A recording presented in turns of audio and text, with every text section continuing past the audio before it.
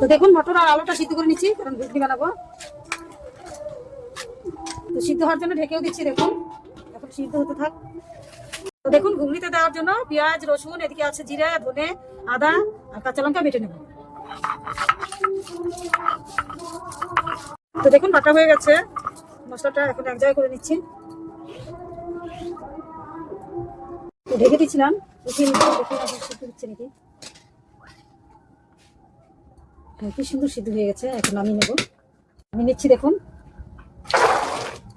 তো তেল দিয়ে দিচ্ছি দেখুন। তো তেজপাতা আর শুকনো লঙ্কাটাও দিয়ে দিচ্ছি। তো জিরাটাও দিয়ে দিচ্ছি। এর মধ্যে পেঁয়াজটা দিয়ে দিলাম। এখন ভেজে নেব। তো ভাজা হয়ে গেছে পেঁয়াজটা। এখন এই যে রসুন বাটা, পেঁয়াজ বাটা, আদা বাটা, জিরা বাটা এগুলো সব দিয়ে দিচ্ছি। এখন ভেজে নিচ্ছি। দেখুন মশলাটা কি সুন্দর ভাজা হয়ে গেছে। এর মধ্যে দিয়ে দেবো আলু আর মটরটা কষিয়ে দেবো। দেখুন এর মধ্যে লবণটাও দিয়ে দিচ্ছি, হলুদটাও দিয়ে দিচ্ছি। দেখুন দেবো।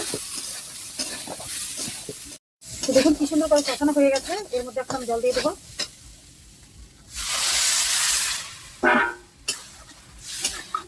দিয়েছিলাম, উঠিয়ে নিচ্ছি। দেখুন কেমন হচ্ছে দেখি। হ্যাঁ সুন্দর হয়েছে। তো দেখুন মটরের ঘুগনি কত সুন্দর হচ্ছে। এখন দিয়ে দেবো এর মধ্যে গরম মশলা। গরম মশলাটা দিয়ে দিচ্ছি।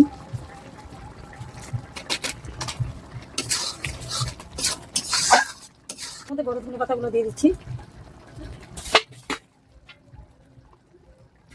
ঘুগনিটা হয়ে গেছে, নামিয়ে নিচ্ছি।